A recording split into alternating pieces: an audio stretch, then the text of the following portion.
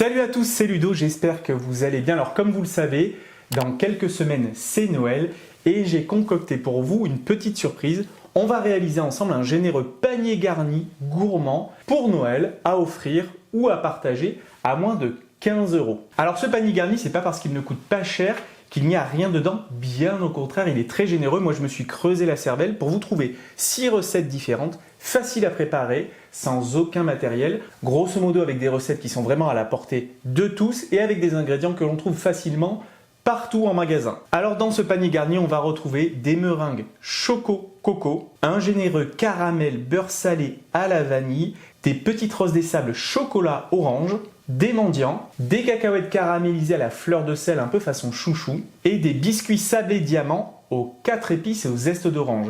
Vous allez voir que ces recettes sont vraiment irrésistibles, elles sont gourmandes et elles vont faire plaisir à tout votre entourage. Alors surtout restez bien jusqu'à la fin de cette vidéo car je vais vous apprendre à la fin de la vidéo à conserver vos meringues pour vous permettre de vous organiser, de préparer tout ça à l'avance et pouvoir ensuite confectionner vos paniers garnis à la dernière minute sans stress puisque vous n'aurez plus qu'à aller piocher dans vos préparations pour préparer et confectionner vos paniers garnis. Alors si vous êtes prêts, on peut attaquer la première recette de ce panier gourmand. Il s'agit des meringues chocolat noix de coco et si vous êtes prêts, nous pouvons commencer la recette. Alors les meringues, c'est super facile à faire. Il faut des blancs d'œufs, du sucre. Ici, on va venir ajouter un petit peu de cacao non sucré et c'est tout.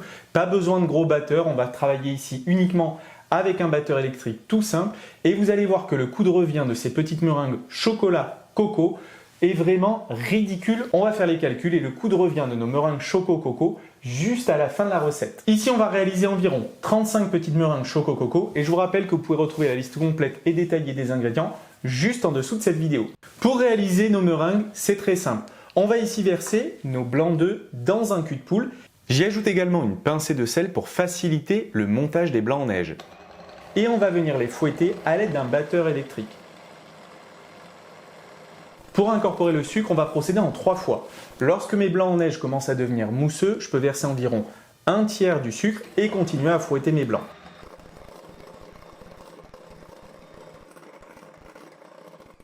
Lorsque les blancs acquièrent une texture un peu plus ferme, je peux verser le deuxième tiers du sucre et continuer à fouetter mes blancs.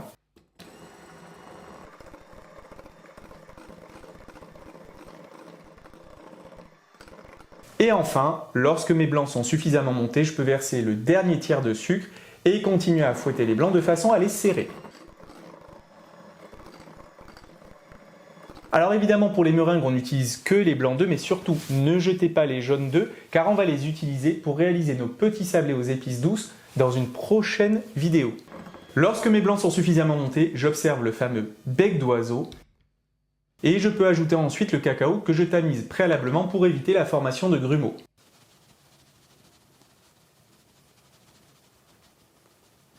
Pour incorporer le cacao, j'utilise une maryse et je mélange délicatement de façon à intégrer la poudre à mes blancs montés en veillant bien entendu à ne pas trop faire retomber les blancs.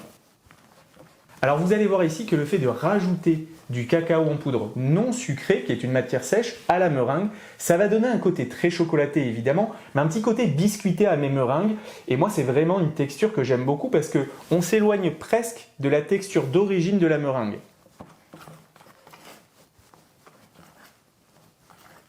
Lorsque ma meringue au chocolat est prête, je peux procéder au pochage. Alors pour pocher la meringue, surtout faites-vous plaisir. Moi j'utilise ici une douille cannelée d'environ 12 mm de diamètre, mais vous pouvez utiliser la douille que vous souhaitez, faire les formes que vous voulez, la taille que vous voulez, ça n'a aucune espèce d'importance. Surtout, faites-vous plaisir et soyez créatifs. Alors moi je commence par pocher un peu de meringue au chocolat sur les 4 coins d'une plaque de cuisson avant d'y disposer une feuille de papier cuisson. Ça va éviter que ma feuille de cuisson ne glisse sur ma plaque. Et ensuite, je procède au pochage de mes meringues. J'y vais délicatement pour avoir des meringues bien formées et suffisamment hautes.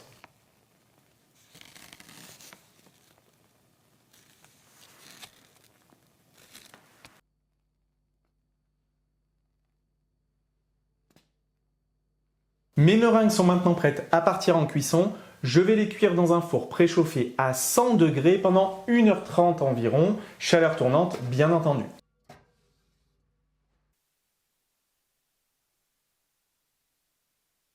Alors évidemment, si vous réalisez des meringues beaucoup plus grosses, il va falloir prolonger la cuisson de 20 à 30 minutes pour leur permettre de bien cuire à cœur. À la sortie du four, mes meringues sont parfaitement cuites. Vous pouvez remarquer qu'elles se sont légèrement affaissées, qu'elles ont un peu perdu leur forme, ça c'est tout à fait normal. Comme on a rajouté ici beaucoup de cacao dans la meringue, forcément celle-ci se déforme un peu à la cuisson, mais ça n'a vraiment aucune espèce d'importance ici. Je vais les laisser refroidir tranquillement à température ambiante avant de les napper de chocolat et de noix de coco. Alors pour ceux qui veulent aller plus loin et qui cherchent des recettes de Noël vraiment pour varier les plaisirs ou avoir de nouvelles idées, je vous rappelle que vous pouvez retrouver des recettes de Noël dans mes deux e-books, le volume 1 et le volume 2. Donc dans le volume 1, vous allez retrouver la bûche Red Velvet, la bûche roulée au chocolat ou la bûche Equinox façon Cyril Lignac. Il y a même la recette de la galette des rois pour l'après-Noël et une recette d'ourson en guimauve au chocolat pour vous faire plaisir. Dans mon e-book volume 2, vous retrouverez la bûche chocolat caramel, la bûche roulée chocolat orange, mais également la bûche roulée façon tiramisu que vous avez beaucoup aimé et une recette de truffes au chocolat. Donc je vous mets les liens juste en dessous de cette vidéo. Et maintenant, on peut passer à la suite de la recette. Ici, pour napper mes meringues, je vais utiliser du chocolat noir, mais bien entendu à la maison, vous pouvez utiliser du chocolat au lait ou du chocolat blanc, comme bon vous semble. Faites selon votre propre goût ou celui de ceux à qui vous allez offrir ces meringues. Moi, j'utilise du chocolat noir et pour le fondre, c'est très simple, je vais utiliser le micro-ondes.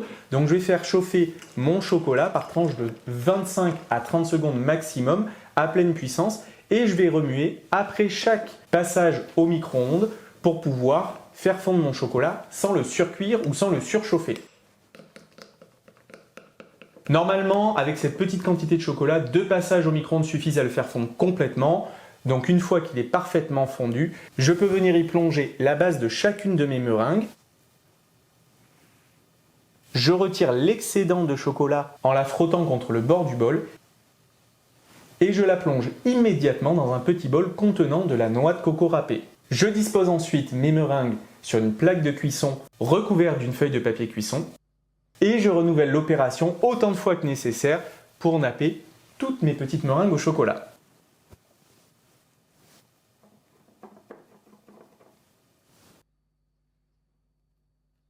Lorsque toutes mes meringues sont prêtes et nappées, je peux les placer au réfrigérateur pendant 15 minutes grand maximum. C'est vraiment le temps nécessaire pour permettre au chocolat de figer, mais surtout, ne laissez pas vos meringues trop longtemps au réfrigérateur parce que l'humidité que contient le réfrigérateur va les faire ramollir. Donc vraiment, 12 à 15 minutes grand maximum au réfrigérateur et ensuite, on les sort.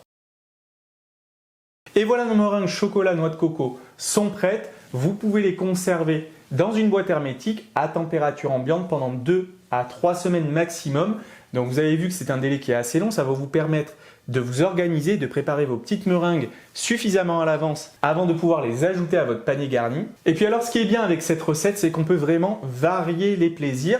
Donc si par exemple vous n'aimez pas la noix de coco, vous pouvez remplacer la noix de coco par du pralin en grains, c'est un mélange d'amandes et de noisettes concassées caramélisées, ça marche très très bien. Vous pouvez ajouter à l'intérieur de la meringue des zestes d'orange par exemple, parce que le mélange orange-chocolat, ça marche très très bien. Et puis pour les plus téméraires d'entre vous, vous pouvez ajouter une pincée de piment d'Espelette au-dessus de chacune des meringues en parsemant comme ça légèrement, juste avant de les placer en cuisson. Vous allez voir que ce mélange piment-chocolat fonctionne très bien. Alors le piment, ça peut faire peur, mais n'ayez crainte, le piment d'Espelette, c'est un piment qui chauffe plus qu'il ne pique, donc c'est vraiment très très agréable et ça va se marier très très bien avec le chocolat. Vous allez voir, faites-moi confiance. Si vous faites le test à la maison du piment d'Espelette ou si vous faites une variante à laquelle j'ai pas pensé, laissez-moi un commentaire sous cette vidéo et ça me ferait vraiment plaisir de voir à quel point vous êtes créatif et comment vous avez associé les goûts et les saveurs sur cette recette.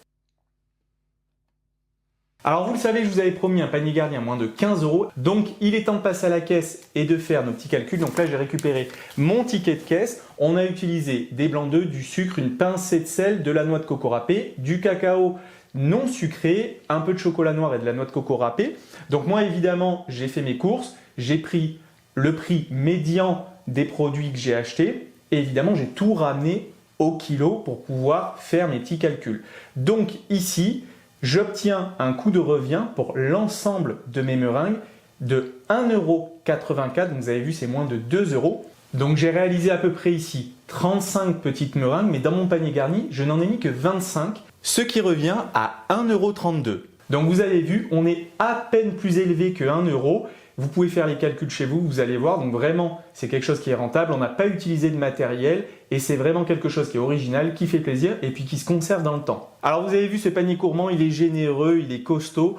Je me suis vraiment pas moqué de vous, mais vous pouvez l'ajuster et l'adapter comme vous le souhaitez, ne prendre que 2, 3, 4 recettes. Vous pouvez y ajouter également d'autres choses pour compléter votre panier garni. Ça peut être par exemple un assortiment de thé ou de café, une bougie parfumée par exemple, une petite peluche, une carte. Enfin bref, appropriez-vous ce panier gourmand. Moi, je vous ai donné une base, mais vous pouvez ensuite l'ajuster, l'adapter comme vous voulez, l'agrémenter vraiment en fonction de vos moyens ou de la personne à laquelle vous offrez ce panier garni. Alors voilà, on arrive au terme de ce premier épisode consacré au panier gourmand de Noël à moins de 15 €. J'espère que cette recette vous a plu. N'oubliez pas de commenter cette vidéo si vous l'avez aimée, si vous aimez ce type de vidéo en série, si c'est une bonne idée.